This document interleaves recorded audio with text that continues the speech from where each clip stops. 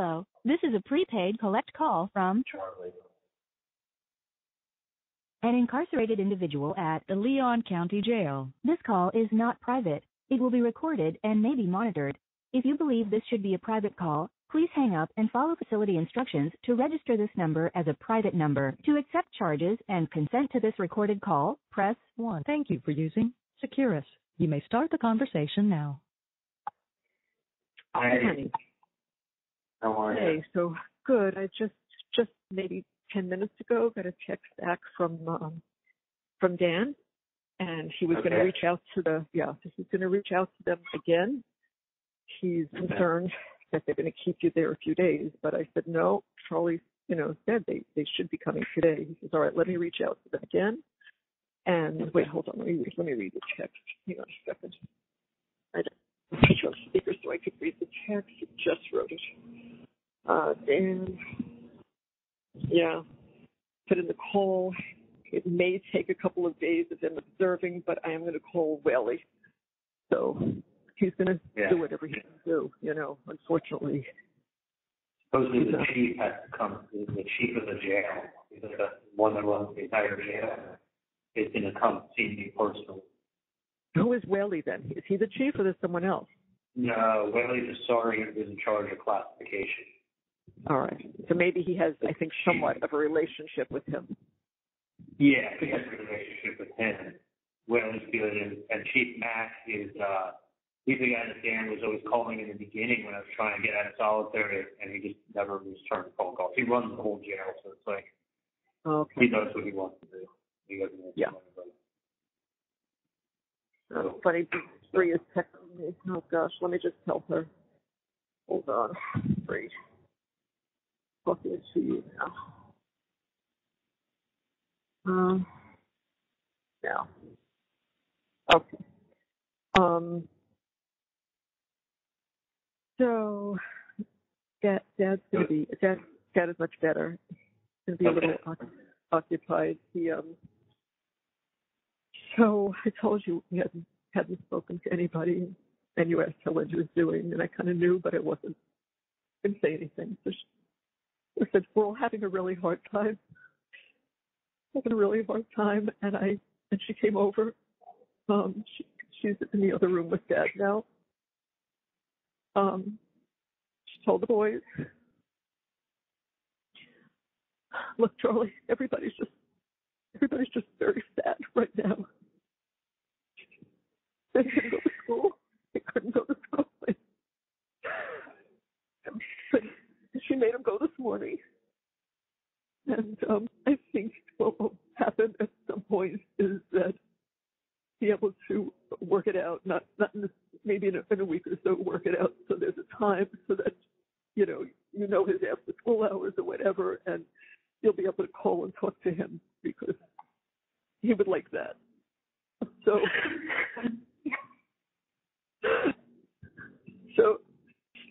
they're going to be fine. They're kids, Things recover real fast. But I didn't know this until she came over because she didn't want to talk to me and tell me anything without being here in person. All the things I wanted to do that I'll never get to do.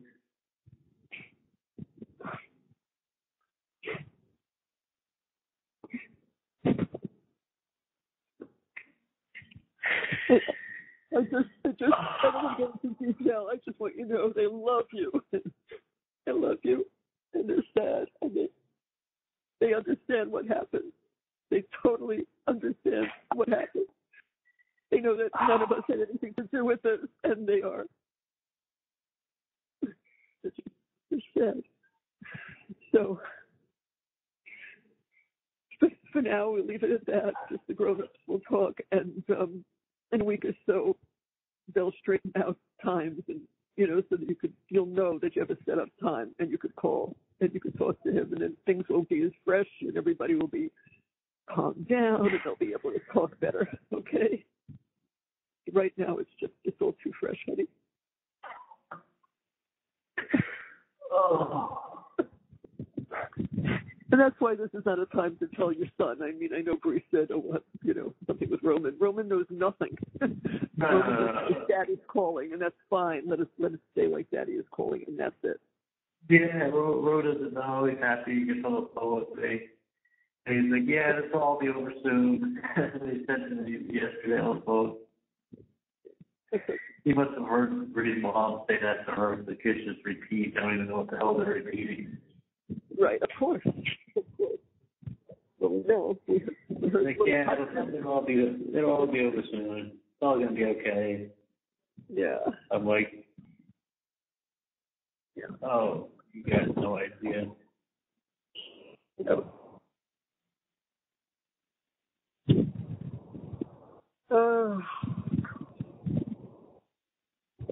Anyway, Dad's talking to her now, so I can't put either one of them on right now. That will happen. It can't happen right now. Okay. In the meantime, you got me, and you've got Dan, and you've got Bree, and we will hang in there until I sent Janice a copy of the pictures. I made like pictures of the copy of the Jerry's patio receipt, because they do it on the light green paper, and it's got like a old-fashioned carbon with blue writing. It's very hard to read. So I took lots of pictures, like close-up and distance, and the exact address of which Jerry's patio store it's at, and so I sent all that last night. Told her it wouldn't be ready till after the 11th, and so at that point, she could go get them. So I did that. What else? Dad's going to have to still arrange with the electrician to go to Whale Harbor, because he can't rent or sell a house that has no lighting working in the living room. So it's got to get done one way or the other. So he's, not today, too many other things, but he's taking care of that. And if we can't do that, I have other people that are going to make calls to me and take care of some things, because we have more important things to do. So we're getting things that were on a time frame. We're getting those things finished. So yeah. So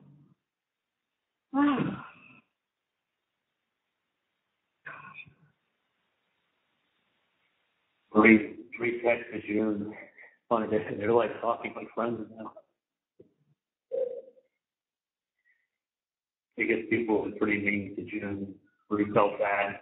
She reached out to June. She's like, Bree's telling me that June is so sweet. She's like, she told me the same thing. Yeah. She's like, June is really so sweet. She's like, she feels bad for her. She's like, she may not be the brightest goal, but she is. She's sweet and she cares about you. And she was actually kind of, yeah.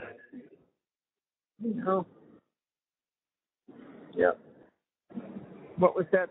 What did they put out, an APB for June and Chinda? Can't find her. Hold on a second. They can't find her? Hey, thank you. Hold on a second. Hey, thanks for coming through. All right, buddy. I hope to see you soon. Yeah. No, it should be good, man. Thanks for checking on me. Just come back and say hi when you can. All right, guys. That was one of the guys that are E2 that are trustee.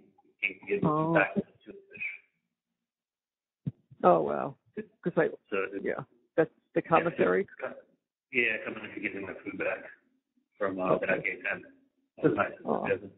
Because he just said I gave it all away. Terrible. Come back and give it to me. I'm just sitting in solitary. Yeah, because I got notification that something was delivered, but I don't know. Maybe they delivered it somewhere else. No. When did you order it? It was delivered. I'm trying to think if it said yesterday. I think something was delivered. It said your order has been delivered.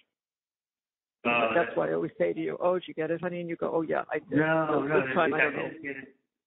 I don't know what it was that you ordered. I ordered a giant. That was for okay, but no, it doesn't come till Monday. Okay, You don't get delivered tomorrow? No, Tuesday it was delivered. Yesterday, right, well, on my whatever. When did you order it? When did I order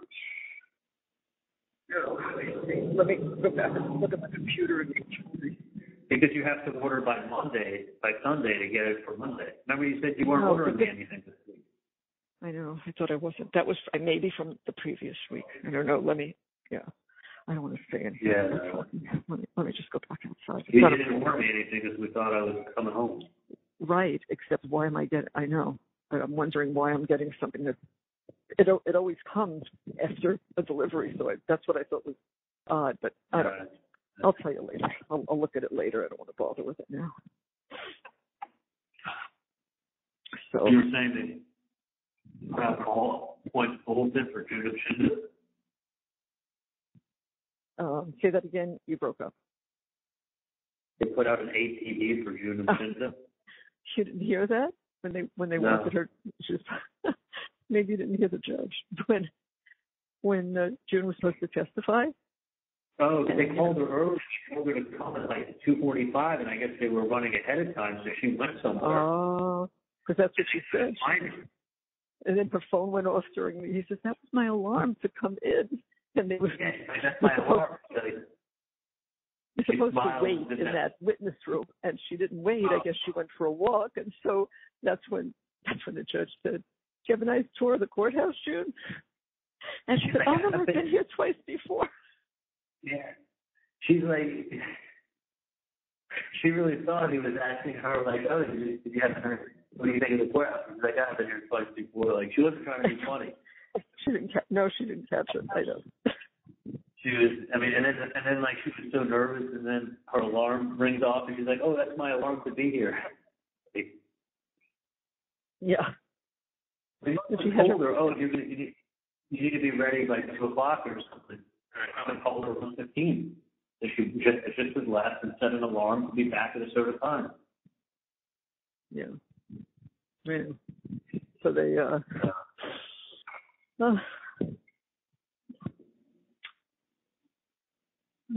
she actually looked fantastic when she looked gorgeous. Oh my God, I said to Dad, that's June? She looked gorgeous. Woof. Yeah, she did her hair. She never does her hair. She never really wears makeup either. I wouldn't think she wore any makeup. She's just she looks fine. She looks beautiful. Yeah, but she was sweet. I didn't know what they would believe when they said, "Do you still have feelings for him?" She said, "Yes, I do. I still love him." And I'm thinking, shit, is that good? Is that bad? It doesn't matter. There's nothing that she testified to. Yeah, she was just being honest. And even Bree said, you know what? She was just being super honest. I said, yeah. Yeah. I mean, she told him, she's like, look, he was my last serious boyfriend that I had 5 years ago.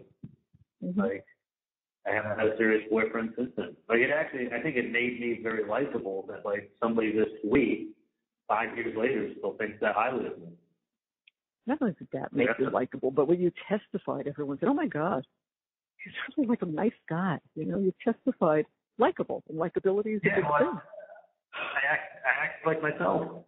You weren't arrogant. You weren't arrogant. You weren't anything like that. You're untouchable. You're arrogant. Like, yeah, those adjectives that you use are describing somebody who's very unlikable who you want to convince. And like, you're taking little clips of how I look on a tape, or how my body language is, or how I'm talking to Katie at a cafe, and like, you're going to determine whether I'm guilty or innocent based on my like how nervous and excited I was, and like upset I was, and like my head was spinning, and I'm just thinking out loud. Like, everyone's different. Some people just shut up in a situation; they clam up. Other people think out loud. Other people just think to themselves. Like, I'm definitely somebody that I have to think out loud.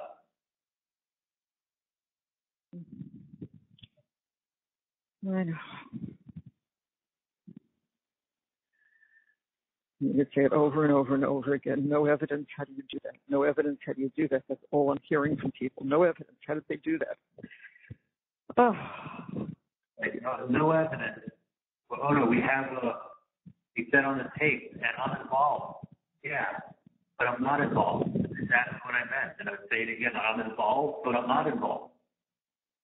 Like, I'm not involved in a murder. That's just what, but then you cut the sentence short and you're like, oh, he says I'm involved. I say I'm involved, but I'm not involved. Like, it don't matter. Like, we got emails, we got Wendy's book, you talked Wendy out of buying a house for 5 different reasons, not one reason. I mean, I could see if I said, hey, Wendy, here's one big reason not to buy a house. I said for 5 different reasons. Like, I would have given I mean, the you same can't, advice. you take snippets. You take snippets that are out of context, that don't mean anything, and you think that's yeah. Well, that speaks to motive. Like, I guess you could say anything speaks to motive. You know, anything involving any communication I have with Wendy must speak to motive. Like, I know. You know, I mean, basically the way they put this case together, the way they point fingers at everything, and they're just throwing everything in this pot of soup. I mean, they backed off a little bit at the end when they're like, did we say Wendi Adelson's on trial here? No, but the same evidence against Wendy is the same evidence against me. Like, that's right. She was showing up in his house that morning. Like, okay, well, if Wendy's not on trial, why are we talking about it? Like, she either had knowledge, and that's why she went to the house, or she had no knowledge and was going to the same liquor store she always went to. Right. So she knew the route, went the old way. It was an extra 7 minutes out of her way. She didn't care. She was on autopilot. Like, as Dan said, when there's when Dan said when there's an alternative to what's being presented, and it makes sense, that's reasonable doubt. It just has to be reasonable doubt. It doesn't have to be anything more than just reasonable.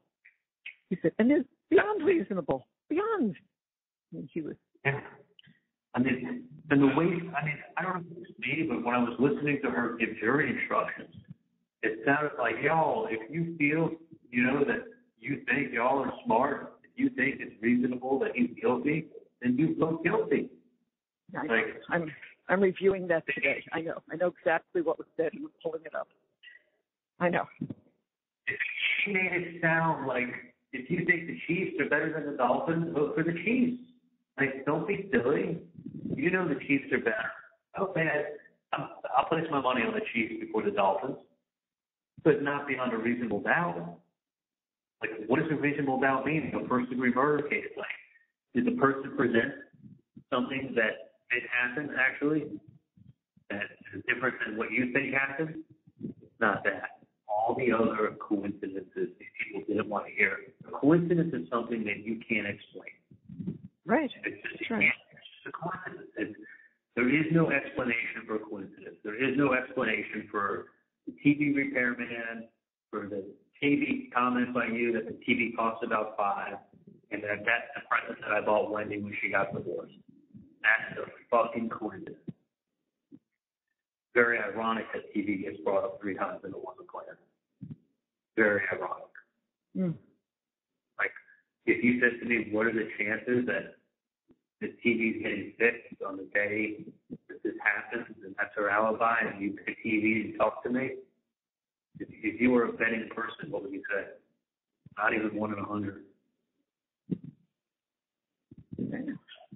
You know, if you said, by having Wendy show up at the crime scene, it means I had to have known about it, and that's why Wendy knew about it. And that's why she was showing up.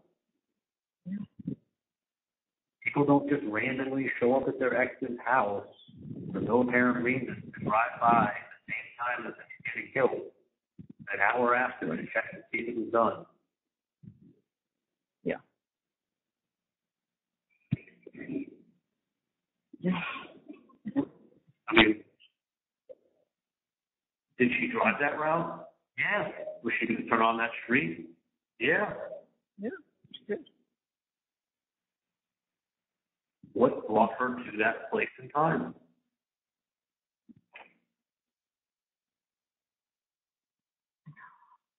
Like, crazy. I mean, it's crazy. It's what you said to me the other day. It's like a movie crazy. Like, wait a minute.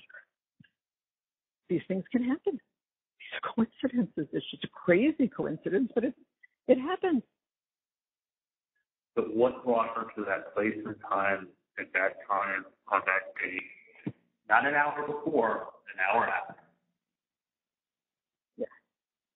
Like, it would have had to be, like, not 5 hours later, not 30 minutes before, but an hour later. I know. I mean, dude, I had the 911 operator's aunt come in for jury duty on the case. And we said, listen, the judge, listen, there's going to be, we think it's a conflict because there's going to be some critique of how the 911 operator, they wanted her off the jury, right? So we're like, you know, there's going to be some critique of how the 911 operator might have handled that call. We don't think his aunt should be on the jury as listening to attorneys critique her nephew on how he was doing his job that day. She's supposed to be fair and impartial on the jury. They asked her, do you think you can be fair and impartial? What she said? Absolutely. Yeah. Absolutely. I mean, I've told that to people. When it comes an attorney, and he says, no way you can get somebody on the jury like that. You have to go. You have to go. He said, and it shouldn't be up to the defense to have to use one of the clauses. That's an obvious they have to go. Because the judge can get involved in that. Oh, no, she should be struck for cause. She was very adamant that she can follow the rule of law. I don't think her nephew was listed as a witness in the case. He may not have been listed. So he wasn't listed as a witness in the case. She can follow the judge's instructions, the rule of law.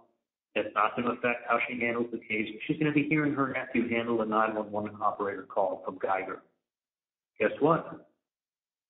Judge allowed her to stay on. They allowed her to stay on. Yeah. Oh, my God. I didn't know she was on. She was allowed to stay on. So, see, the way it works is this. First, they bring 152 people individually through questioning in the back room. In the back room with me, Dan, Jeff Dubin, one of his assistants, the judge, both prosecutors, and 2 sheriff's officers, and a court reporter. And then it's open to the press. So one person from the press can come in at a time and sit there, and that's how they got that photo of me sitting there in a gray suit. So,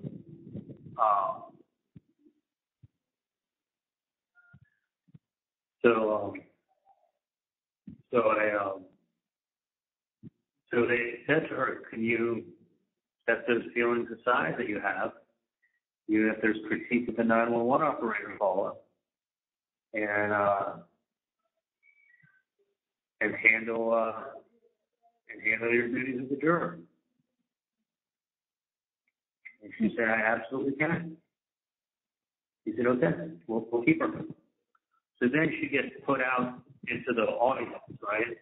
And then they keep 60 people for Wednesday. Right. So on Wednesday, there were 60 people. They call up jurors 1 to 21 in seats.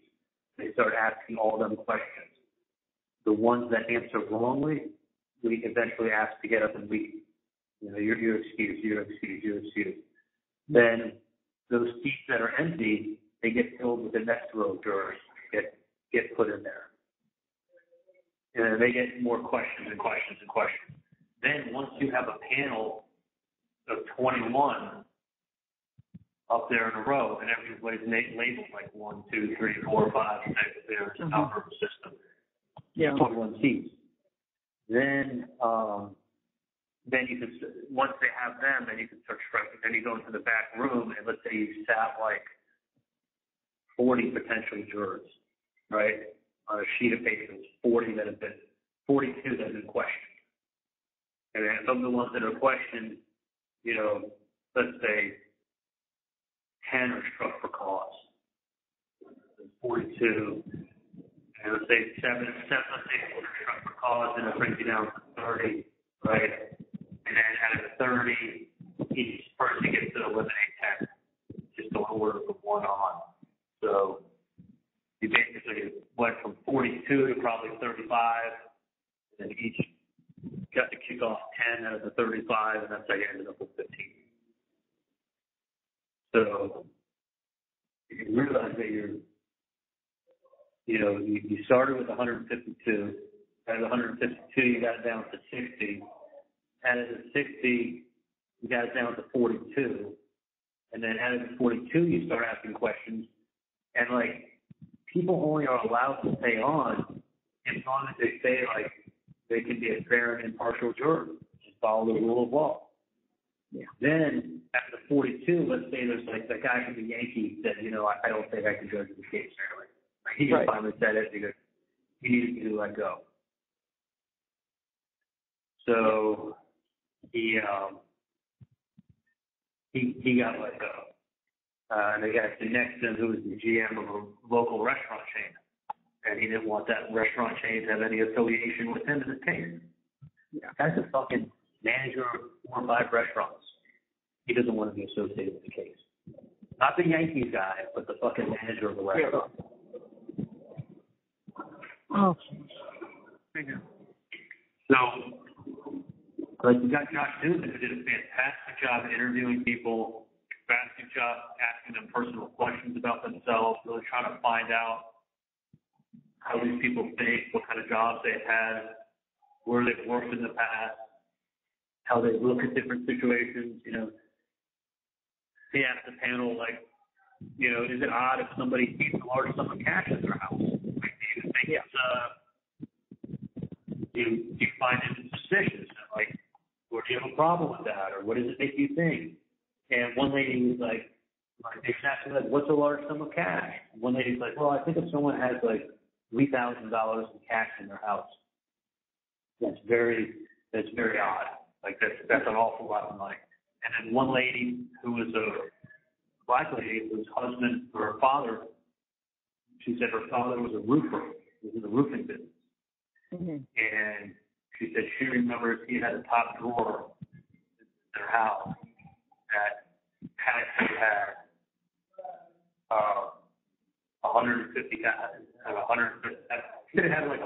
$200,000 in cash in her parents' house, or maybe he was in the construction business. And she said he had 250,000. She said her parents liked to keep cash, and he was in the business, and he kept his cash at home. And, like, he wasn't involved in anything illegal, but he had, like, $200,000 in cash in the family's house. And she said he passed away, but, like, she wasn't looking to get robbed. And she said, no, her dad passed away years ago. And he did that. So she was, and then she was taken or she was struck?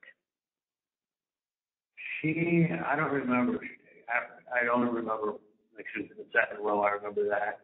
Yeah. But she just said, he was in the roofing business and for construction, and he had large sums. And another guy said, well, it depends how much money you have. Like, if you make $30,000 a year and you have $10,000 at home in cash, that's very odd. If you make $2 million a year and you have $100,000 in your house, then that's not that odd. It's all relative to how much money is passing through you. You make $200,000 a year and you got $200,000 in cash, that's very odd. You make $2 million and have $200,000, then it's not very odd. Right. Which is like a logical answer. It depends how much you're making. But of course. So the lady whose son was a 911 operator, they were like, had to use an X on her. So, like, I've got Josh Dubin there to really dive into these people's psychological profiles and to get a feel for who we're dealing with. This guy spent 4 years of his life in Tallahassee. You couldn't make that up. No. I mean, first of all, the guy has an unbelievable resume as far as, like, who looks to work with him. The biggest people in the world. Oh, I know. I know. Like, he is He is the top. One of the biggest high-profile cases I know. Oh yeah, he's number one. I've read about it. He's number one that you're going to use. Okay, what is the probability that somebody would be number one in that? I mean, first of all, there's a lot of lawyers and there's a lot of people wishing they could beat him. But he's at the top of his game. He's 48 years old. So that's been in business for over 20 years. Not too young, not too old. You're in the prime of your career. You're number one in your game in the country. And you went to Florida State, Tallahassee for college. And you're from South Florida. So if there's anybody who would understand the Jewish kid from South Florida who made it, yeah, in Tallahassee, being that he spent 4 years of his life in Tallahassee, if there's anyone who would understand Tallahassee jurors, it's that guy. I mean, what are the chances? What are the chances that it's not like how college state's like some unbelievable school where it's like, oh, we went to Yale. Like, that's kind of what I would expect. He's a top dog. Like, his brain went to Yale. You know, he's really good friends with Stephen Bissell, Alan Bissell's son. Oh, really? His whole family. Yeah. Oh, he's from Florida. Florida Plantation. Wow. Yeah, I know. Oh, yeah, he's a local guy. He was roommates in college with Ronnie Caponera. Ronnie Caponera was on the wrestling team.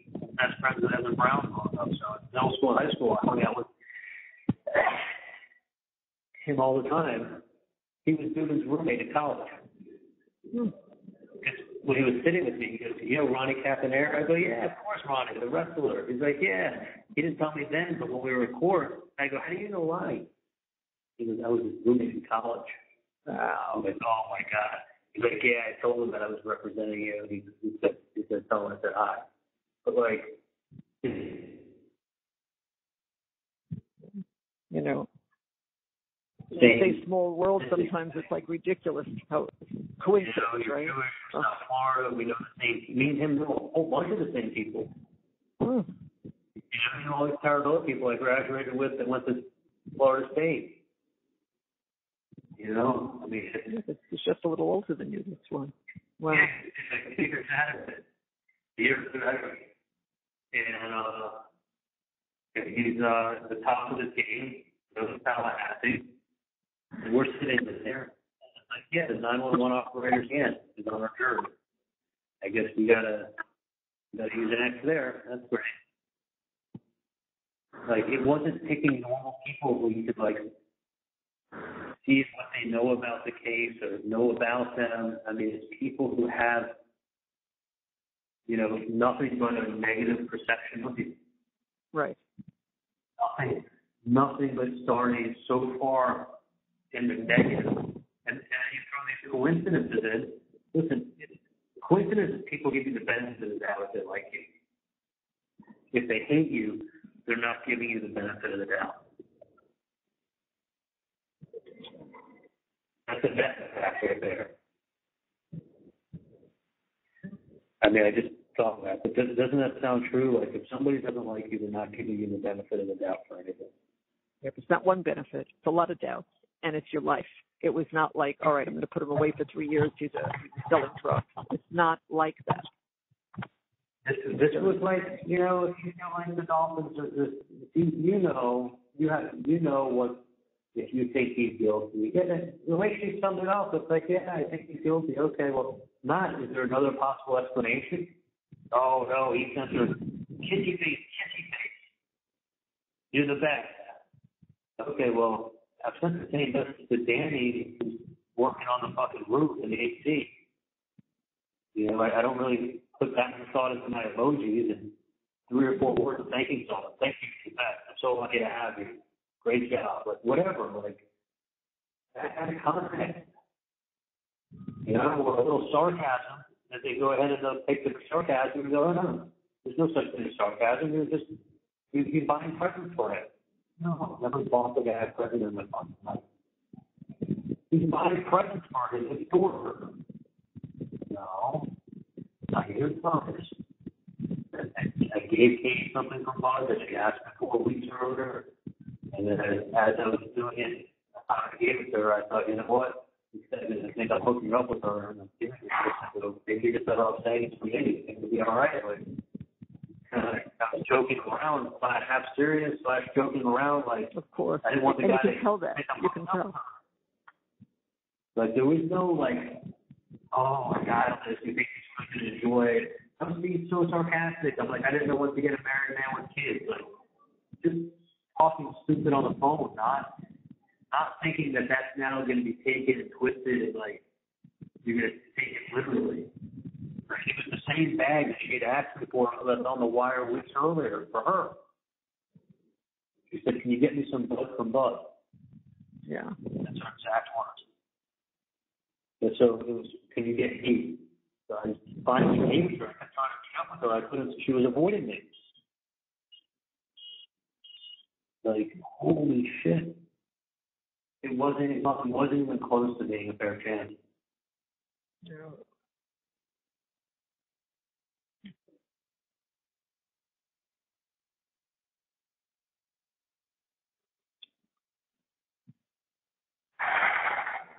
I'm like numb and I'm cold.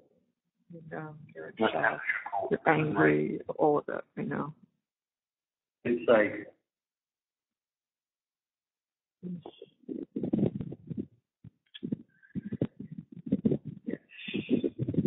what are the four stages? It's shock, it's anger, it's disbelief, and eventually you get over it, right?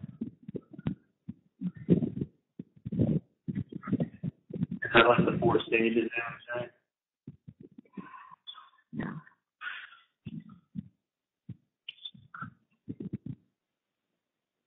I mean, Dad and I are like you. We keep looking at each other, but it didn't really happen today.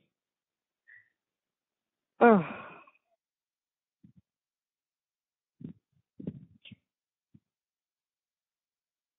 I just, make sure that keeps taking advantage. Like, get a fucking heart attack. It's the last thing I need to hear. If anything happens like that, I'm like, I missed like the last 30 seconds. I mean, I know Dad was. Take Xanax, relax. I don't want blood pressure. No. I know. He's a lot better once he takes his Xanax, right? Yeah, well, I actually was on the portal, the doctor's portal this morning, ordering some medication. So probably later today or tomorrow things will be ready and I'll be able to get some more. So that's one of the things I was doing.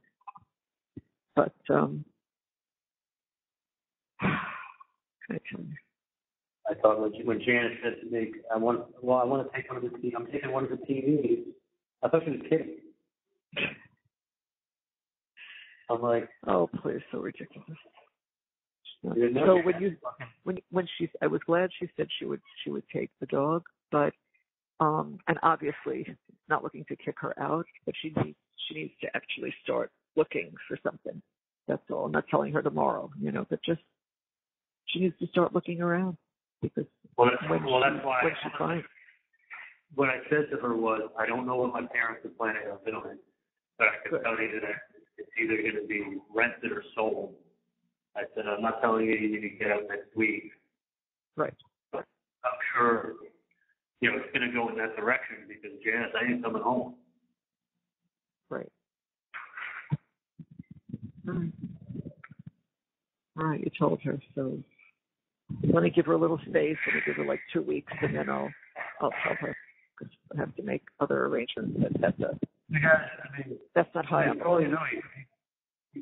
told her there's a million other things that we're taking care of now. Yeah. I mean, technically, if you keep that house clean enough, you can show the house with her in it. Oh yeah, no. I would honestly, I'm not looking to kick her out, to list it, and then kick her out and then list it and have it sit for 6 months vacant while she could have been living there. Like, I don't want to do that to her. No. But if you keep it clean enough, you can show it with her in it.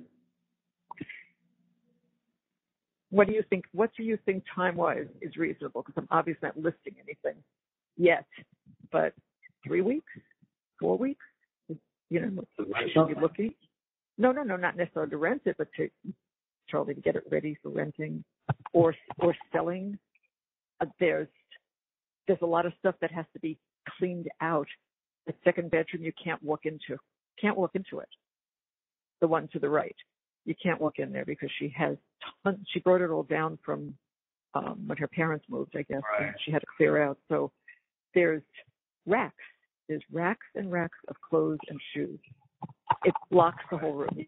You can't walk in there. So it has to be cleaned out and freshened up so that, She can move to a storage unit and if she gets the house presentable for showing, I'm fine with her staying there until it's rented or sold. If she can't have it presentable for showing, then she needs to vacate. Okay. So let's give her a little time. If she has to get a new storage unit for $300, it's better for her to get a new storage all her stuff. Yeah, that makes sense. Just to make it, because if the realtor comes in there, he's going to say, you can show this.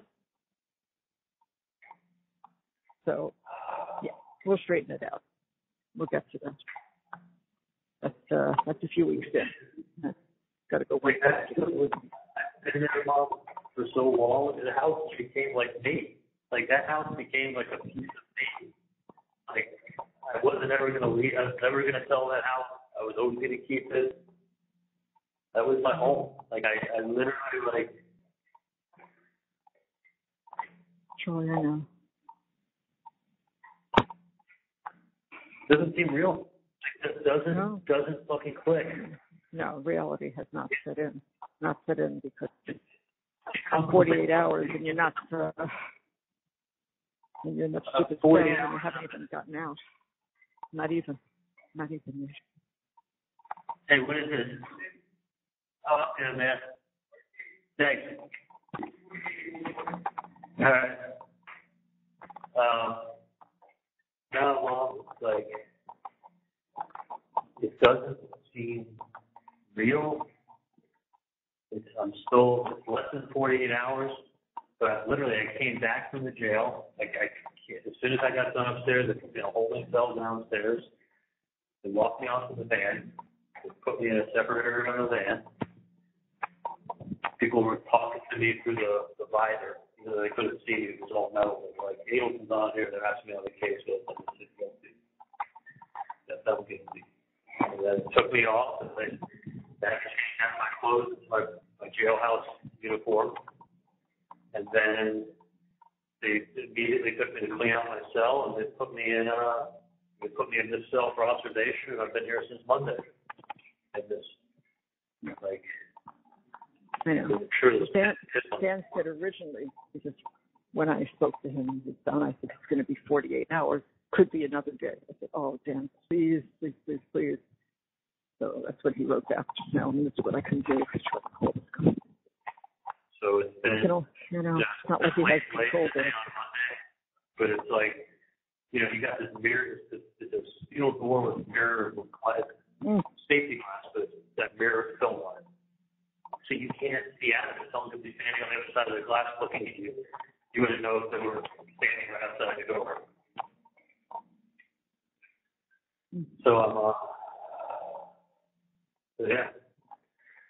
So they came back and said, "Fucking, we're not going to be looking at any of the evidence." So when I saw what Kaplan did for those last 2 hours, I got sick. Because I said to myself, if you're not following what you should be following, and then when she was giving the instructions, it was like, and then whatever Dan did, she like poo-pooed. It was like, this is not puzzle pieces. This is a mountain. Y'all, this is a mountain. And she was using everything that Wendi had ever written or said, and everything that you had written, and they're tying that all in with my case. Like, what is Wendy's fucking book have anything to do with me and my trial? Nothing. Yeah. But when you tell people like what she wrote, and when you read the 2 lines out of a book, it sounds like she was making it, like she was hating on Tallahassee. I know, but Wendi just got up here and told you how much she liked the place. Little place on the way to a place. This was just a little stop on it. The wording couldn't have been worse. It said in the book, a little stop on the way to civilization. Just like what you said, you say things, you don't analyze. I'm going to write this. I'm going to say this. I wonder how that will. No, you don't do that. Well, she probably wrote it in 2008, and now they can sit there and say, look, she was what a good author does. She was foreshadowing. Foreshadowing. I mean, this wasn't. Wendi said this was an imaginary character. I mean, an imaginary character who's husband's a professor in North Florida State with 2 kids. The town that sounds just like Tallahassee, the Panhandle, on the way to stop along the way to civilization. Goes the book. Like, she's even writing it for you guys. Like, holy shit. Everything Dan did, everything that we had answers for, everything that we could explain. You can't explain coincidences. I mean, I wish you used another object that it were just said they asked for $5,000. Why you said this TV is fine, you're just being careful, whatever. Has nothing to do with TVs. It must be something with TV repairman, TV Joe, TV code. Obviously, it keeps coming up. Don't tell us we're stupid. Like, it became like that with the coincidences. The coincidences were it was like meant to insult it. Like, Wendi just happened to show up at the house an hour later. Drive by. What do you think there's one?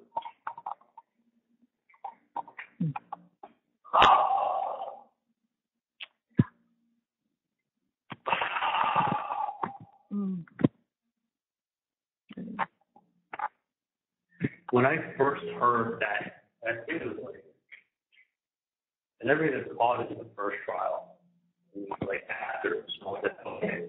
It's like, really, Wendi was over here there. Like, why would she be over there? That doesn't make any sense. That doesn't make any sense. It makes you look guilty. And then I found out that she really was in that car. Because when I first heard it, I thought, oh my God, this guy's full of shit. When did he drive that next to be her, like, pull away fastly, speed away? Like, she's nowhere near there. That's crazy. The guy doesn't know what he's talking about. And then someone told me, no, she really was. And I was like, when I heard that, they're like, you're like, they think she's involved because she was there. Yeah. And I'm like, no, why would she be there? What is it? That's because then they said to her, you saw that. Why didn't you call the preschool to see how the children were? Why didn't you see how Danny was? Well, why would she think there's a problem? She thought it was a tree down. They just closed off a whole bunch of the street. She really didn't think there was anything. If she thought that her children were in danger, she would have called the preschool.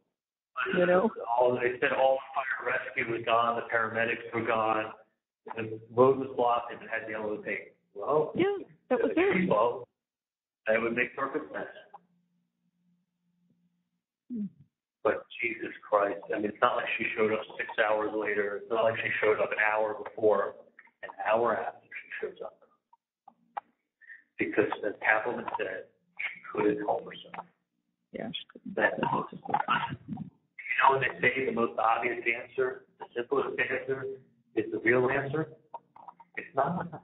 I mean, what's the most obvious answer for Wendi leaving her alibi and then showing up there? What's the only answer you can have? And as soon as she leaves her house, she goes and shows up on the street. It's just so stupid. It's ridiculous. It's so stupid. But here's the thing. What's the most obvious answer? I just wanted to see if it was done. She couldn't help herself. Couldn't help herself. Don't be fooled, ladies and gentlemen. What do you think she's doing showing up there an hour later? I mean, every time you tell someone it's a coincidence, what you're really doing is telling them not to. Don't believe this. Don't believe what looks to be true.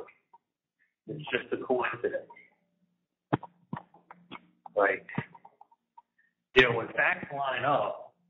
Sometimes the facts line up because it's what happened. Right. Other times the facts line up because it's a coincidence. Yeah. Like, a lot of times facts line up because this really happened. And then people go and they say, man, that's just a coincidence. Like, sometimes. Coincidence, which is really what they were. And all the explaining doesn't help. All the explaining. You start with it. Yeah. I mean, you start, yeah, was it a coincidence that, like, she wrote that in her fucking book?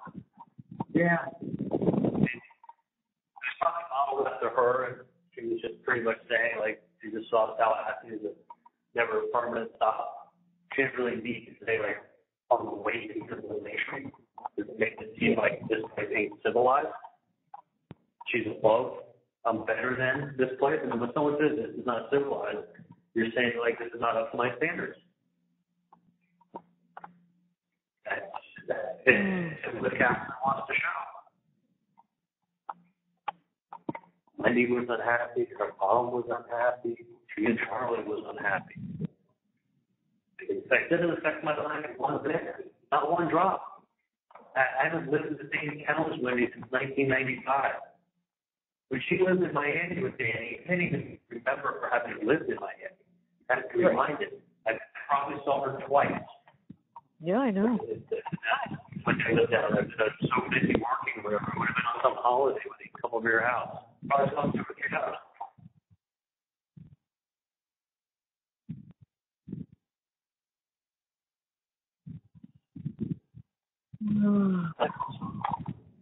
It's unfathomable. Like what I saw in trial, what it turned into on that one day. It was like the air got sucked out of the room. It was, I can't even describe it other than that. It was like what went from being like I literally came in that day feeling Dan is the fucking closer. Yeah. And we're going to close the thing out because we're, like I felt like we were going into the final inning with the lead, and you got the best reliever pitcher coming in on the mound. Like he's not going to screw this up because he's in his sleep. There was too much evidence to review that it could possibly be done that day. We knew it had to be at least one more day or at least 2 more days. And then they're walking back in. They had lunch, and I thought they weren't even writing when he was telling them to look this, and this up. It was, they looked up nothing. No, they looked up nothing. They did nothing. They did. They put the autopsy photos up for 8-10 minutes each time. It felt like left the photos up on the screen while she's talking twice. I mean, they were in evidence, so they're allowed to bring it up. So in closing, they bring up listen, we calling my parents' home phone number? You were only there for 3 months in 2014. Yeah, 3 months you were there. So, but they put up a chart showing 14. That's what I didn't understand. I mean, it was January, February, and half of March. Yeah, I said, so I called that number a handful of times. They were only there 75 days, not 14, 15, 16. The house was sold in 15. Right. They had already been gone a year by the time that it had been sold. So what are we, you're showing up a chart. I'm calling from my cell phone. I'm not calling from a phone. I'm not borrowing a phone to call. I'm not having them get a phone, separate phone. I'm calling my parents' landline. They made it demonstrable. They thought it was important. Yeah. I mentioned the line. The FBI says you look at landlines because they have to believe that they're more secure. No. You use a landline and the reception's bad on your cell phone. That's number one reason I use it. The only time I said on all the wires I wanted privacy was when after the arrest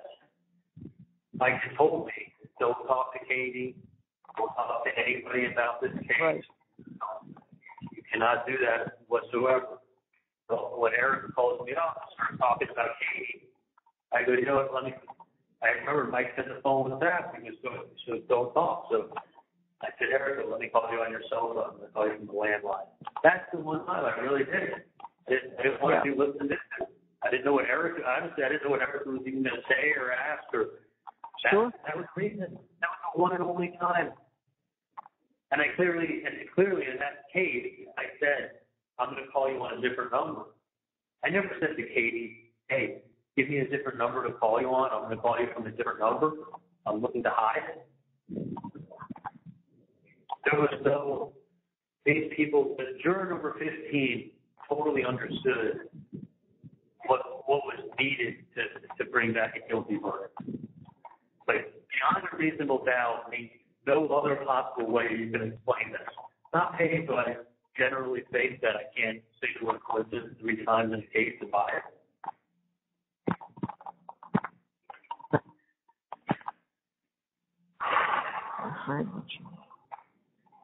Jury has spoken. I need to I'm going to listen to that.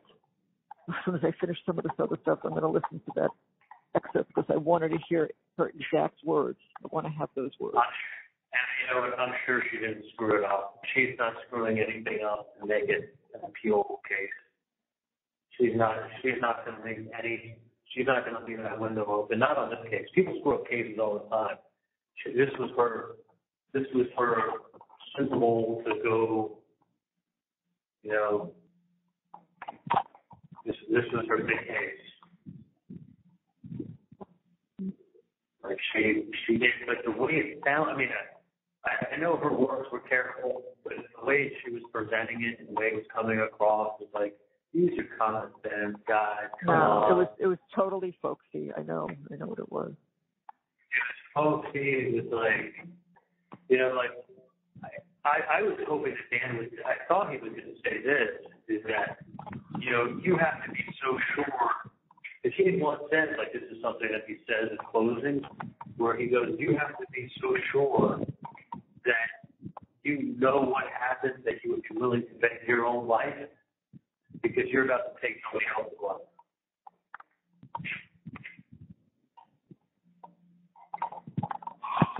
Mm-hmm.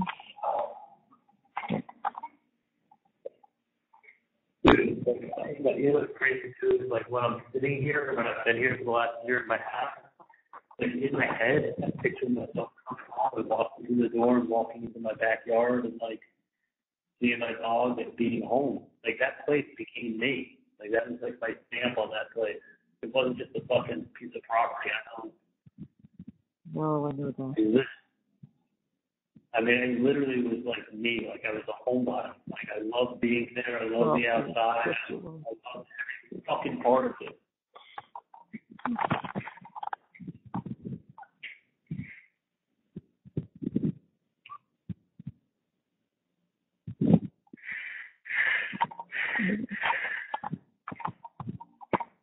I know what you love.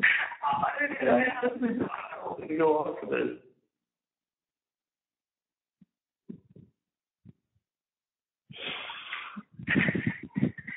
Easier said than done. Like, I read too good at too many things.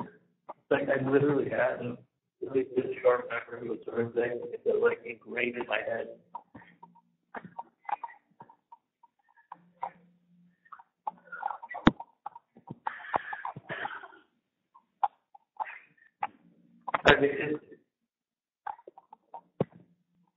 I don't know what to say. I don't know what to say.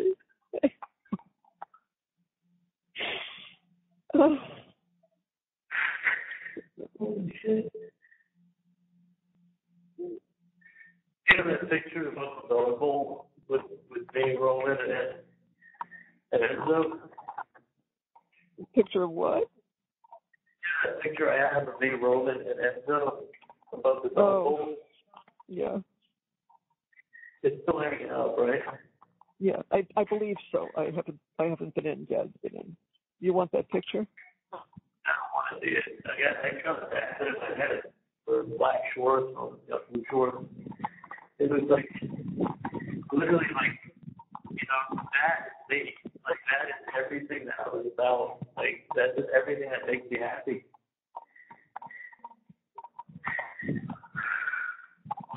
I know. Like Didn't that. want much.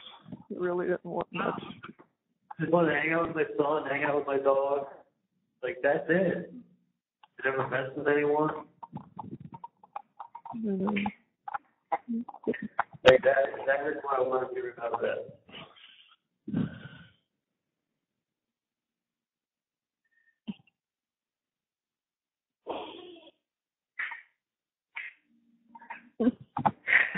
Well, it's like I'm fucking dead. I mean, it's even worse because I'm alive, but I'm dead.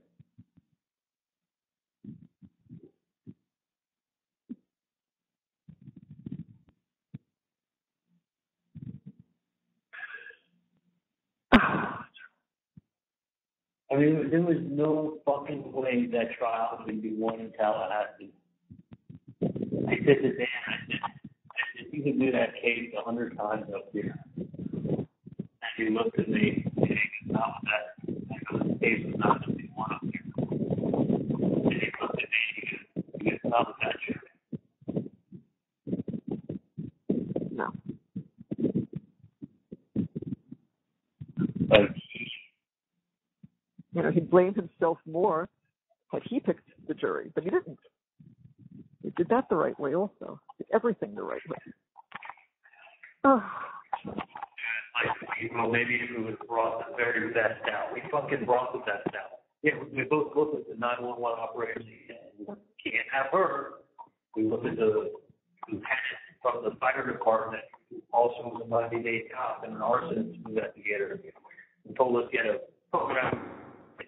Every case he ever investigated, he never went to court because his cases were so solid, and he was like G.I. Joe of law enforcement. Yeah. He sure done anything down there. That's two. Okay, we just lost 2 exes for no other reason other than, of course, these people, they all knew about the case. Everyone knew about the case. And Danny said, he goes, I even question the ones that we have that got on because they said they knew nothing. They tell the truth. There's no mistaking the fucking hoopla was in the courthouse because of the case that was going on that day. I mean, well, I had the mayor of Tallahassee come out to be a juror. Oh, I know. We sat with the jury pool for all day. He came in the second to last one. It was a fucking joke. This is a fucking joke. No, for no other explanation. This was total. This is a total fucking joke shit show up here in Tallahassee. I mean, there was no way. You know, if someone told me that you were not going to get a fair trial in Tallahassee, you don't stand a chance. You know what? They were fucking right. Whoever told me that was absolutely right.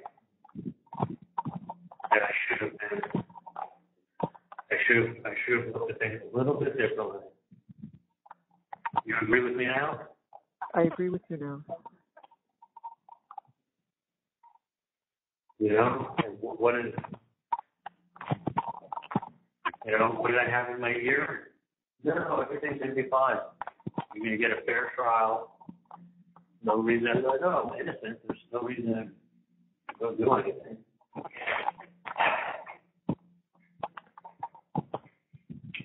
I'll take it to trial and I'll win. 12-0. Not one fucking person. Not one person even wanted to, like, really go over tapes and listen to stuff. I mean, they didn't listen to both tapes of Dolce Vita because it would have taken them an hour and a half.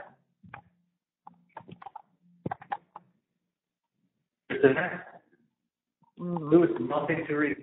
Cal made a TV show for them, and you think the Chiefs are better than the Dolphins? All right, y'all, you know what you need to do. If y'all think the guilty, you vote guilty. That's not really, I mean, for a murder case, the unreasonable doubt can't be a fucking pie chart showing me calling my parents' landline on the whole phone number on the first trip and the second trip. Like, called my parents' landline because they were home. Right. There's nothing you're hiding by calling from my cell phone to their landline that they've had since 1979. By the way, did you have that number in the first house too? And you just transferred it, or was that the one you got? Yeah, no, that's the first number, and they at that time they let us move it to the new house. So that's our number. They moved in the first house at what? 76? Never had a different number. Jesus, what year? 76. Yeah, 76. God, I don't even remember anymore. My mind is pretty shot, to be honest with you. But a long time, and I never changed. We never changed the number. You guys had, I had that number forever, and you guys had the 7536909 added the kids line. We had that added when you guys get older and you needed your own phone. Otherwise, that was the extra phone. You moved into the new house when Wendi was like 8 months old, right? She was a baby, yeah. Yeah. No, 79. We moved in 70. We moved in the new house in 79. That's right. So you lived in the house before that since when? We lived in the other house 2 years, 2 or 3 years. So like 76. Yeah. Could even have been before that. It's been a year or so before. I know when we bought the property, maybe in 74, and we built the house. I don't know. Back then, I don't know. Oh, too long ago to remember. remember. House you had? Yeah, the first house, the Ben Mark's house, and what do you call it? In Broken Woods Estates. Yeah, I knew you built that. I thought you just bought that house. Oh no, we didn't. No, that house we bought from this builder who had built it for himself as a home. The second house here we built, and we were waiting for the construction to be finished. Yeah. So it's like Wendi was a baby. So you have the same number since 1976 that's registered to you that is calling from the same number I've had since 1996 registered to me. And they're saying they're creating a pie chart that has to show what? That you didn't want to use your cell phone, you wanted me to call you on my landline, on your landline? Well, I'm still talking on my cell phone. What are we avoiding? What on God's green earth could we be avoiding? Not that. They can now put up a pie chart that shows 99.8% of the time I don't know that number except during the first and second trip. It does say something that is 99.8%, don't you think? It should happen to be when I call the cell phone. There's nothing hiding. It means you're in your house. That's all. Wherever I go, what was that? What was that proof? Oh, what? I couldn't hear you. I said, what would that prove? Yeah, what does that prove? It doesn't prove anything. Nothing proves. There's no proof. No proof. I mean, when Jeff was off, the 2 times he left town that whole summer were the 2 trips that these guys went on. Yeah. That's weird. He really only took 2 trips that summer by himself to leave town, and they were both over the same time these guys came up. I'll tell you what was weird. He testified that we met him 7 or 8 times. Is that what he said? Something like that? Yeah. You know how many times I met him? Once. Yeah. Came to pick up Wendi. I was in with the boys watching them, and Dad spoke to him at the door for a couple of minutes. That was it. That was our one meeting. 7 or 8 times? You really know the Adelson family well. No. Yeah. Oh, one time. One time. So if you like to, it's cheap. No. Listen, he thought that he was getting framed for this. Right. He thought for sure that he had just, because Wendi was asking him, what day are you leaving? You know, so and then he had to throw in there, she wanted to know the route that I was taking with their disease. Right. Oh, yeah. Yeah, that's what she would ask. She wanted to make sure he was leaving on a Friday. So, and the guy who rent a similar car, it looked like he did it. Yeah. I mean, he's literally making her out to be the mastermind. I honestly didn't even know. I thought I knew almost everything. I didn't even know until the trial that it wasn't Wendi who even mentioned his name. It was her friend that went into the police station with her. This girl, Jane McPherson, she did it, not Wendi. I didn't know that. But that's not how it came across. So Wendi went to her, and then she went ahead and said it. So they put it together. Like, Jesus Christ, I honestly am like, I guess for the last year and a half, I could picture myself coming home.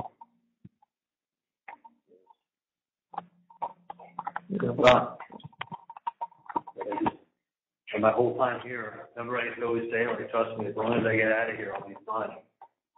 I've heard that 100 times, and I said, that's good, just be strong, get through this trial, and just come home. And I just...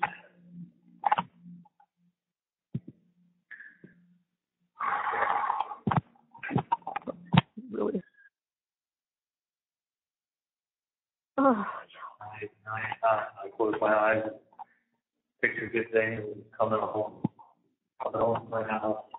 I look at the one thing I always said, I want to sit in my backyard with my dog, just relax for a few days. So, all I want to do. Oh my God. mm-hmm.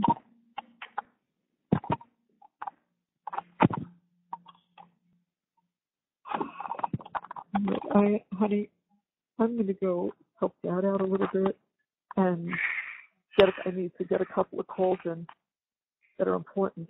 So I'm going to go do that, and then just call back in a bit whenever you want. But I must get some of these things done. I don't know. I've been out here all this time. I left her there. Let me go walk inside. Go who's there.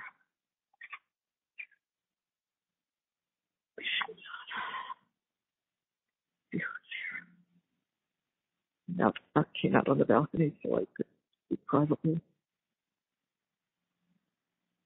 Okay, I just looked in. I see her. So what's happening? What's happening is there's a call she has to make before she can. Call she has to make before she can talk to you. So that's basically what we're waiting for. So I won't be able to. I know I can't. For legal reasons, I can't put her on now, but she wants to talk to you, so we're waiting for the answer on that one. So just hang in there, please, and I'll let Dad say goodbye to you. Hold on a second. Don't leave me yet. No. Okay. No problem.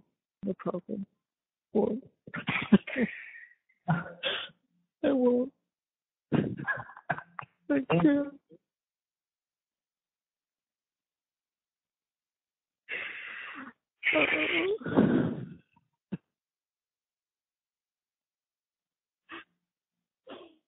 So fair. So fair. I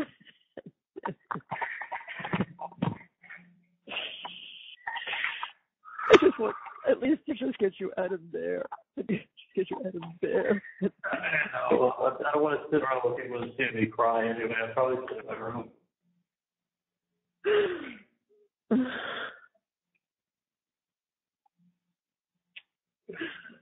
Oh, honey.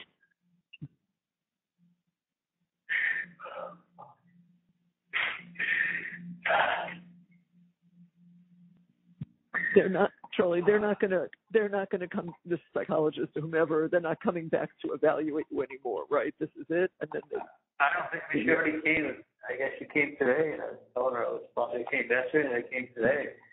And I'm like, listen, I'm not suicidal. I'm not going to harm myself, but keeping me here is not good for my, like, I'm in the solitary confinement evaluation with cameras and a mirror.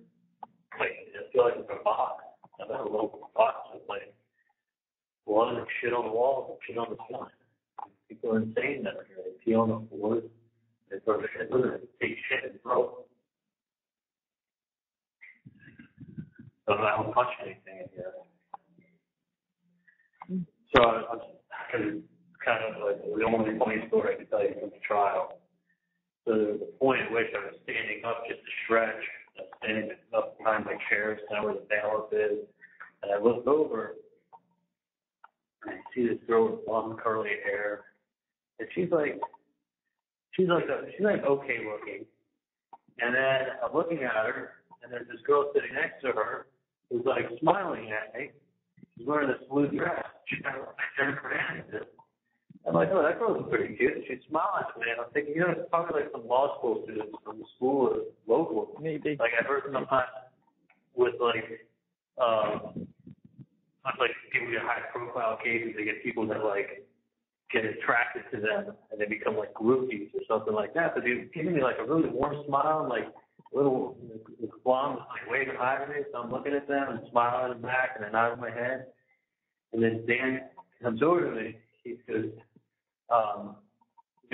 stop looking at your sister because there's a lot of people here. You shouldn't be like saying hi. I go, Dan, I didn't see my sister. Is my sister here? Or where is she? He goes, that's actually the one thing that's kind of funny. He goes, you were just smiling and nodding your head at her. I go, oh shit, Dan. He goes, that's her friend Toba, and that's your sister. It was more than she was sitting right in front of the Markells. She was sitting to Wendy's left. Yeah. Or whoever it was. Yeah. He goes, Charlie, the girl must lose your sister.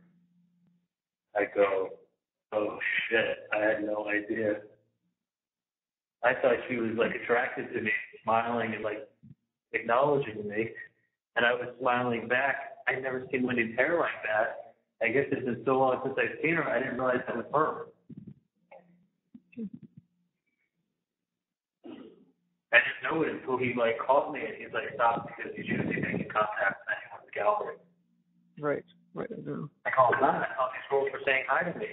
Because the girl's her sister. I go, oh. Wow, you never told me that before. What's that? I said you never told me that. I haven't heard that before. Yeah, I didn't know it until after. And I saw them looking at me, and like the blonde like gave me a little wave with the hand. Yeah. I thought people were being friendly to me. So like, I'm like, man, because he said something about my sister being here. I'm like, where is she? I haven't seen her yet. Because that's what I was just talking to you about. Like, you shouldn't be making contact. I go, I wasn't talking. Where's my sister at? That was your sister. Like, oh. That's crazy. Yeah. And I was only 40 people on the saw from the defense table to where she was sitting. It couldn't be more than 35, 40 feet. That was like, I don't know if that's that or funny or both. But that sums everything up.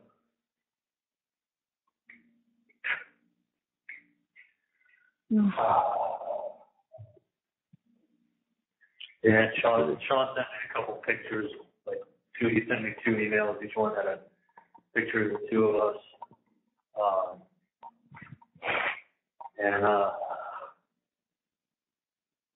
Just posing for a photo of the 2 of us when I've been out there in the last couple of years.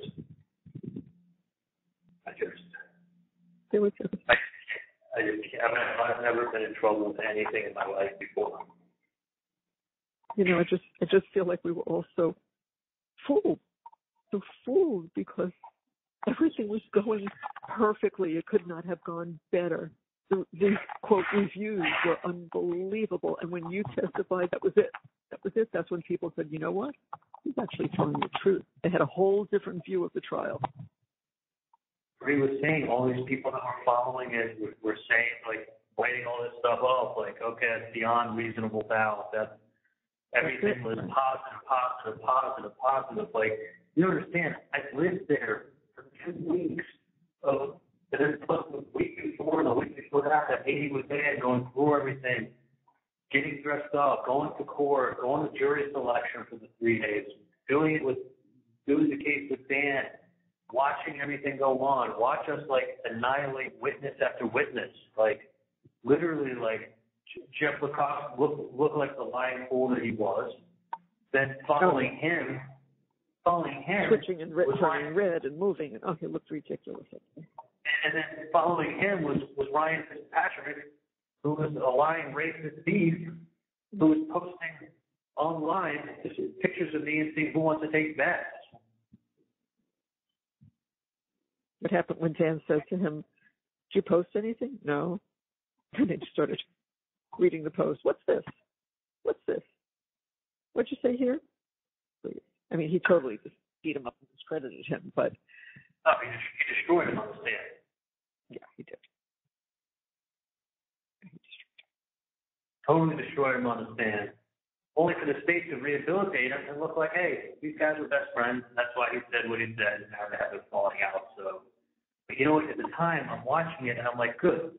This is showing the jury where the state is bringing witnesses from and what their motives are. Like, every witness had a That's a smart jury. Yeah, that's a smart jury. You're right. That's what you think. I saw people when he was doing that, they were tearing him up. I mean, I would look and say, okay, every witness you're bringing forth has a motive. Every witness has a motive. They weren't really witnesses to anything. They weren't witnesses to anything. For the most part, Alicia Rivera, I think, was very truthful. So I think he tried to add stuff to the story to get the police more and more. I mean, listen, he didn't get interviewed until 6 months after he was arrested. He was arrested in May. He got interviewed, I guess, the end of September. So May, June, July, August, September, May, June. He had 4 months of talking to family and looking online and talking to them and finding out what's getting fed stuff. So could he have embellished stuff a little bit to give the police more of a story that fits what they wanted? Of course, they already released my probable cause affidavit. He already, who knows what? I've never met the guy before. No, I know. Who knows what? So it's like, but was he trying to add stuff to flavor it up? Yeah, but he was one of the probably more truthful witnesses. He was. I know. Like the key witnesses they bring up are lying to fucking assholes. And I'm sitting there thinking, like, you know what? Like, the state's falling behind. They're falling behind. And Dan says to me, like, go up there and, we did not have a script. There was no script at all, Mom. He said to me, you guys know, you need to be able to answer my questions just the way that you're going to answer her questions. Right. You got to be able to answer both equally. And if I give you a script or I tell you the questions I'm going to ask ahead of time, you're going to be firing them back like that. Right. When you go ahead and then she starts asking questions and your responses are real slow and not real good, it's going to be very obvious to the jury that it was all set up, that you're set up with questions from me. Because I want you to be able to answer everything, think about everything, and be the same. So there was no script, and I was the same I was probably less nervous with her than I was with him because his went so long. That was the tea while I was talking. Right. Being up there was stressful. So it was actually, as it dragged on, it got a little harder for me to focus with him. With her, it was less time. It was probably a third of the amount of time with him. Yeah. How long do you think I was up there with her? 2 hours? 2 hours. So after 2 hours of questioning, I pulled up to her cross-examination, I get logical answers to every single thing that happens. Yeah. I go into the weekend, I'm getting all these text messages, screenshots from Maria about how great everything's going, how everybody's actually changing, and everything's great. I give my food away on Sunday. I make a couple calls over the weekend. People I haven't talked to in forever, just feeling good, feeling like, hey, I'm coming out of this. Like I'm actually coming out. And then I walked in, and then she did that with the cut and paste, and she had 2 hours with autopsy photos that she kept putting up for extended periods of time and talking about. And it shot the air out of everyone. It was like sitting and watching a Dateline special. I know. It was just going through it again, talking about the book, talking about Wendi showing up, talking about the landlines, talking about all this mound of evidence, kissy face. They dated for 4 or 5 months after. No, I didn't. I broke up with her that week. I can prove it. Like, she's restating facts that aren't facts. And then they go, whatever a prosecutor says during closing is not to be taken as evidence. You're supposed to rely on what you hear during the case. Right. So you mean the prosecutor who's very truthful in upholding the law, you should ignore. Just rely on what you heard during the case. No, you're going to get influenced like crazy by what you just watched for 2 hours. And then Dan, whatever Dan said, she just went and poo-pooed it in her next 30 minutes. Look at the mounds. Like, basically, don't be fooled by don't be fooled by the saying it's a coincidence. Her book is a coincidence. Her showing up is a coincidence. TV is a coincidence. Yeah, they all fucking are. I mean, she is. I wish, like anything, I got her something different when she moved out of the house. You got no idea. You could have bought any. You could have had me buy any fucking present on planet Earth, but that. You know, you look back and you think of all these things, but they have no meaning. She just pulled a bunch of strings together and made it look like tie it up in a bow. This is it. Yeah, but listen, the TV joke, the TV joke, the TV repairman, and then the alleged hitman family shows up looking for money, and you start talking about TVs. Like, Brian Watson said to me, he said that, all that TV talk, because when they crack the code on that, they know exactly what you're talking about. I go, Brian, they're never going to crack the TV code because it has nothing in the fucking world to do with the TV. Nothing. But why on earth is the TV getting repaired that day? I'm making a TV joke, and then you're referencing the TV as soon as the hitman shows up. Smells like shit. Yeah. Not shit. But you can't walk away from the word TV other than just to say it's a coincidence. And you can't walk away from when you show up at the crime scene an hour later other than to say it's a coincidence. Like, those two things, if there was any meaning, put it this way, if there was any meaning in either one, you're guilty. But to have both of those events happen, and then they're both coincidences, like, then two things are a coincidence. Like, how many times are you going to tell me something's a coincidence before you're going to say that you're full of shit? This question.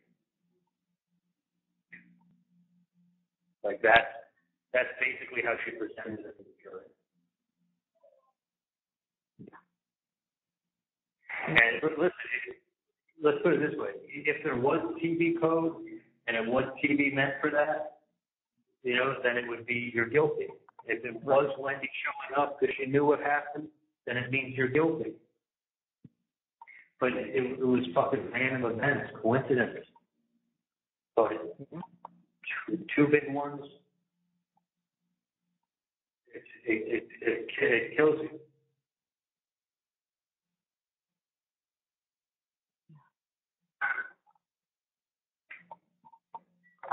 Like, I mean, think about it. Wendi either showed up because she knew or showed up because it was a coincidence. It's one of those two. And this jury wasn't believing that it was a coincidence. I guarantee if you poll each person on the jury, they're going to say she knew. That's why she was there. Yeah. She had to know. She had to know. She had to know. I mean, it's not even 1 in 1,000. It's not a trip she takes every day on a route to anything. It would only be on a trip. How many times has she driven by that house? Like, and there's 24 hours in a day. So, and she's, other than going and picking up and dropping off kids, she's not going to the house to grab anything or pick anything up, or she'd be like, oh, I was going to go pick up my old bicycle or whatever. She was just on the way someplace. Going to the liquor store. She was going out of her way, on her way to someplace. Did she take the most direct route?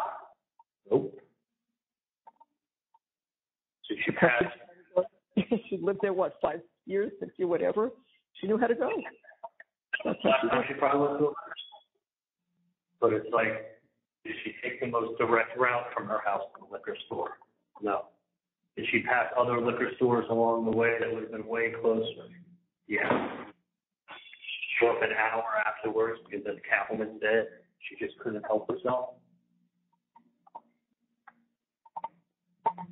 I mean, what's the most reasonable explanation? Is the simple explanation.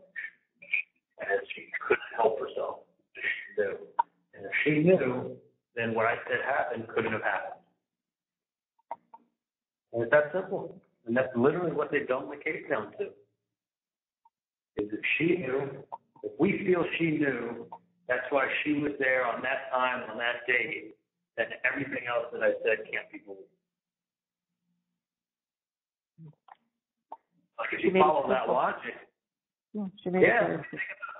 cut everything out, make it simple. Like if you think that she was there because she knew something was going to get done and she couldn't help herself, then everything else that the prosecution says at that point is then it couldn't have happened the way I said it happened. She had to have advanced knowledge. And if she had advanced knowledge, then I had advanced knowledge, and this was the I mean, you can dumb the whole case down to being like, if she was there for what Kappelman said she was there for, then you got to convict. She was either, if she was there for whatever Kappelman said she was there for, and Kappelman said she couldn't help herself, based on that alone, you got to convict. Or do you believe that it was a chance? Okay. It was a chase time. But she was going to a liquor store, passing closer liquor stores, and she probably would have, it was probably a 1 in 10,000 chance of that ever happening.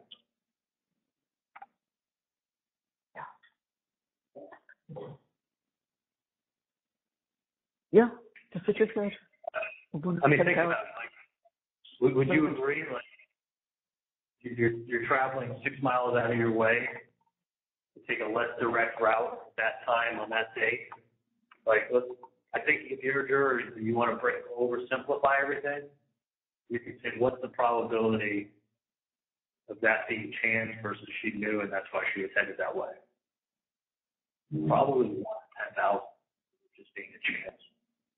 More than likely, she was going, like Kappelman said, she was going to check it out. Couldn't help herself. Why do you think they made such a big deal about, oh, you didn't call the daycare, you didn't do this, you didn't do that? Because if they could make her look like she knew about it, then what I said happened couldn't have happened.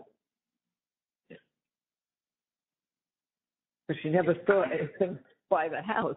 She just didn't go down that far. And what they said was a vehicle matching the description. A vehicle, not license plate, You haven't. No, she was there, Mom. They tracked her cell phone. Yeah, her cell phone was. I know. That was definitely her. Oh no, I That know. was 1,000% her. So 1,000%, if Kaplan's right that she couldn't help herself, you have to convict. And that's basically how they were able to dumb the case down. They did everything. They absolutely did. Yeah. They dumbed it down to a couple little things, and then you put in the crazy emails and Wendy's foreshadowing in her book, and you got people you don't like that are shitting on Tallahassee, that think they're smarter than everybody else.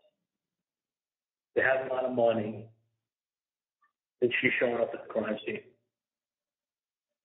If you think that she showed up there because she had advanced knowledge, and I guess beyond a reasonable doubt, you got to convict.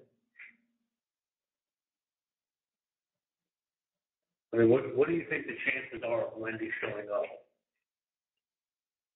It's more than 1 in 10,000. It's crazy. It's not. It's got to be more than 1 in 10,000 because of the timing. It's not just the date. If she drove by at 8 in the morning, it would have meant nothing. 10 in the morning, it would have meant nothing. Like, 6 at night, it would have meant nothing. An hour after, she's checking because she's getting antsy. Yeah. Those are the things that you say a 1 in 10,000 chance that she shows up on that date at that time.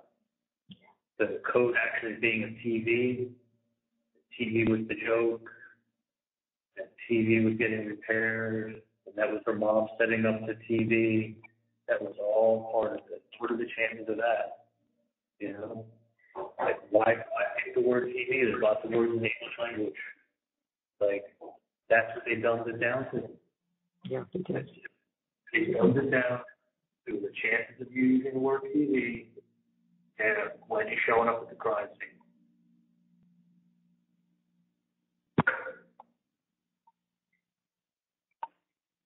Like,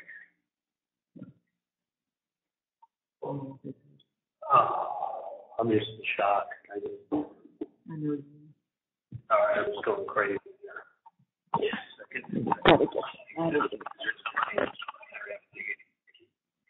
What? It was a fucking joke. Honestly, like, I should have gone with my. We can't go there.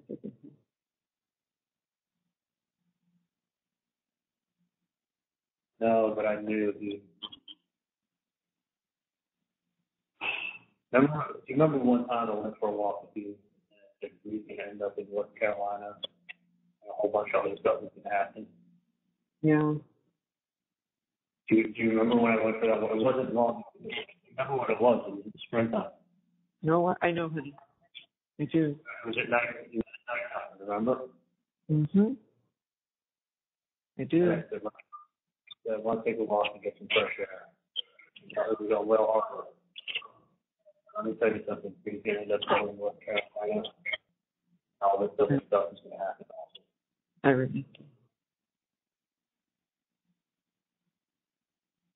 And I said, I'm telling you, this is what's going to happen. Listen. It's 6, 7 months.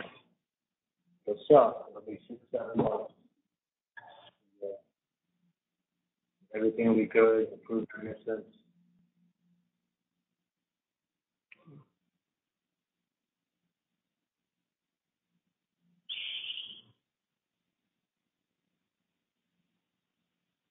I wasn't too far off with that.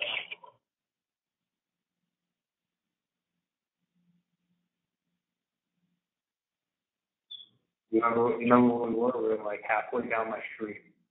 Like, not outside the farm store, outside my house, but like. Charlie, I could picture it. I know exactly where we were.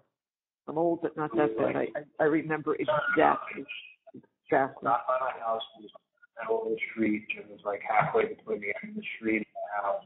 Yeah. And I was like, let me tell you something. This is what's going to fucking happen. I promise you. Roman will be up in North Carolina.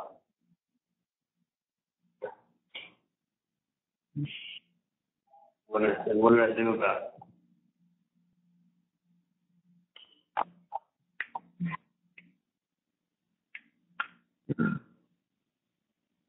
It's like,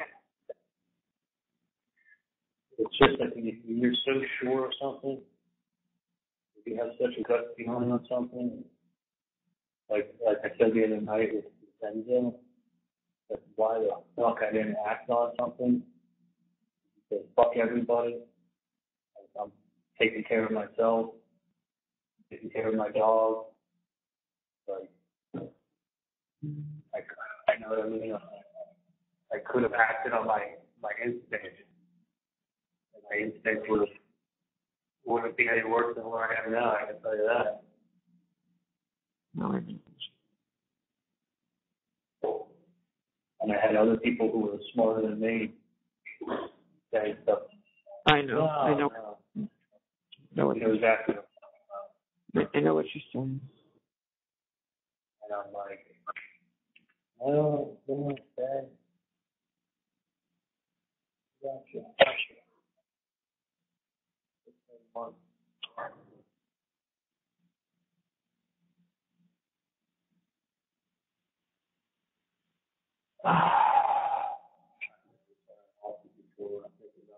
House and everything.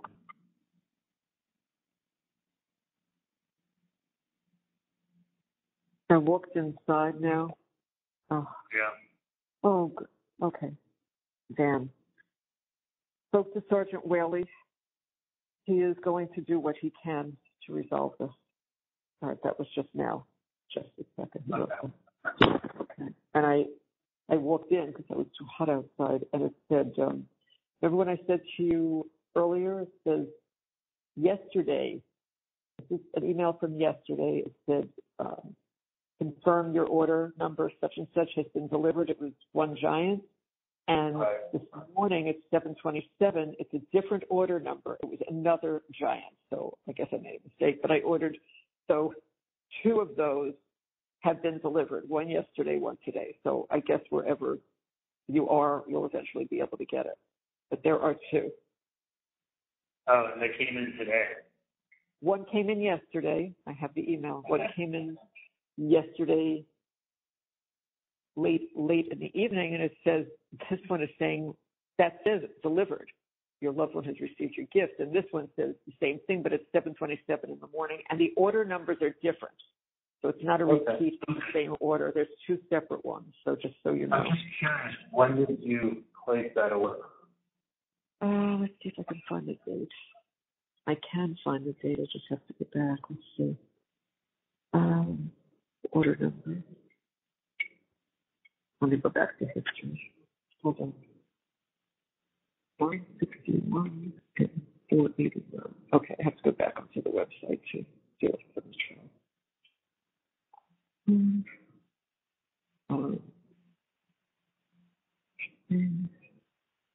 Gift.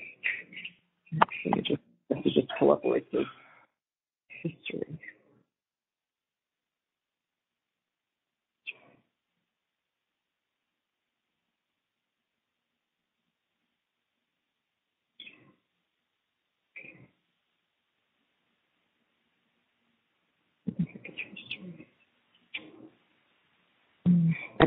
No, I have to go back all the way.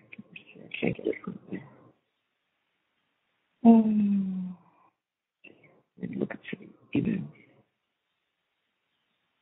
Okay, let me try this one. Let me just tell Dan that I told you. Hold on a second.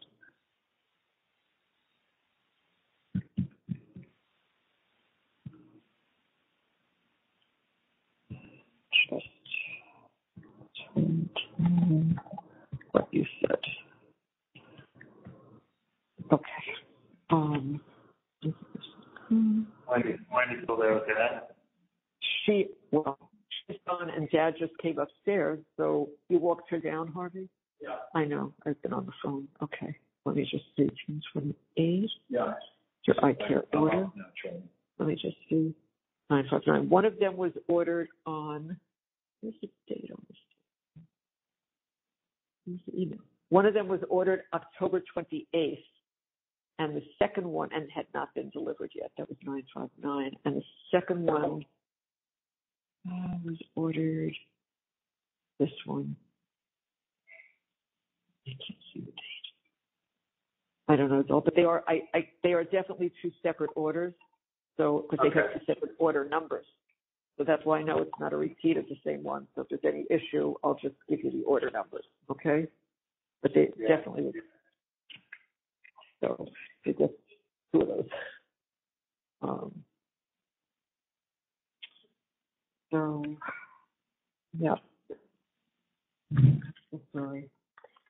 The case in our first trial had a million things against her, and not top lawyers, and no jury consultants. She had 3 people that go for her. Charlie, because it's the jury. No matter. The whole thing is it's the jury. Yeah, but by the time my case came up, the poison and the court all over the place.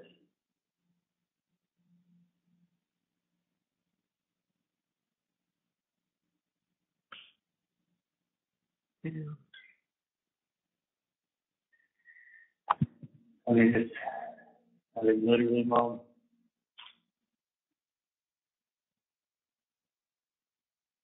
I know. It's not.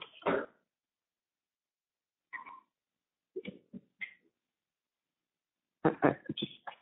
What's it saying now? So. It's fine. We'll figure it out this week. When I get out of there, I'll have to leave Yeah. the packages. I mean, I may very well have gotten the package last Monday. I probably did when I came back from trial that night to get to. No, not according to this. Oh yeah, Monday. That's right. That would have been okay. It may be, Charlie. It may be. Yeah. That picture that I got in my kitchen above the dog bowl. Yeah. Whatever you do, don't throw that picture away. I wouldn't do that. Nobody's going to touch it. I got another picture of me holding Roman when I was sitting in the black car. I was sitting on my lap. I know. I have that picture. I have a copy of that picture. I have it in my album. So at my house, I got a copy of it. I will. Yes, I will. Don't worry. None of those pictures are going anywhere. Nothing is going anywhere. I just don't want. You know, it's so like I think like we're just never read your picture.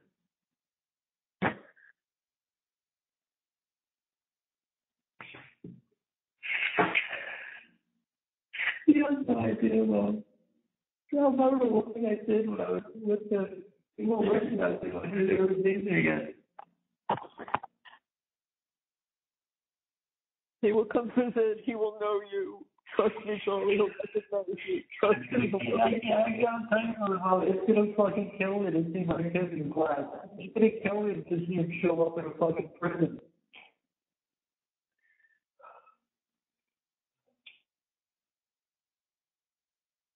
It's gonna fucking kill me. Like I honestly don't know what's worse. I really I'm not suicidal, but I'm saying like I just look at things and I'm like holy shit, like I mean it's like any enjoyment is sucked out, like completely sucked out, and like the mental aspect of knowing better and knowing, what you had and knowing what life was like and knowing what you're missing out on and like seeing everything going on without you, it's like I can't tell you what I think is worse. But no, I know what it's worse. It's nothing worse. I know it. I don't know. If I leave because of watching everything from above, I'll fucking take that.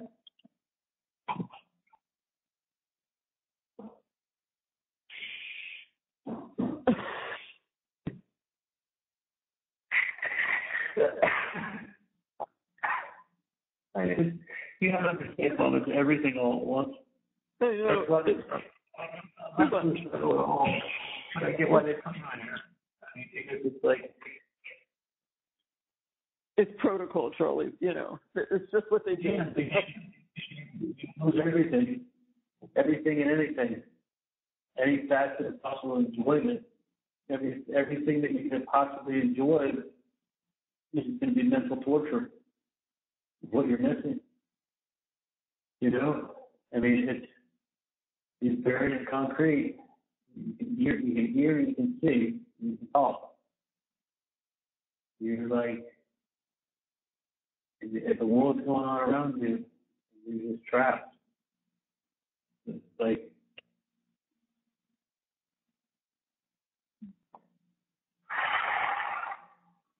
it's rough. Well, it's very rough. It's very rough. Mm-hmm. You know, I talked to Dan. Dan's realistic, and he's like, look, you know, you got to pray for a miracle. Right. Yeah. We have to.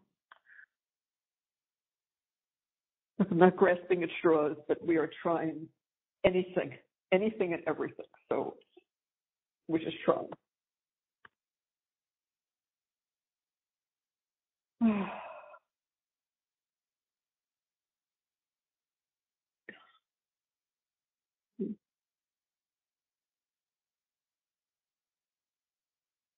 That's all we can do.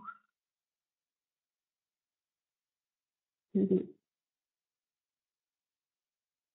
we could say.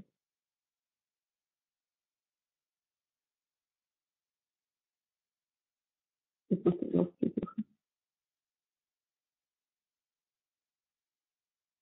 Oh. Can you hear me, hon? Charlie, can you hear me? Honey, can you hear me? Honey? So, Can you hear me, honey?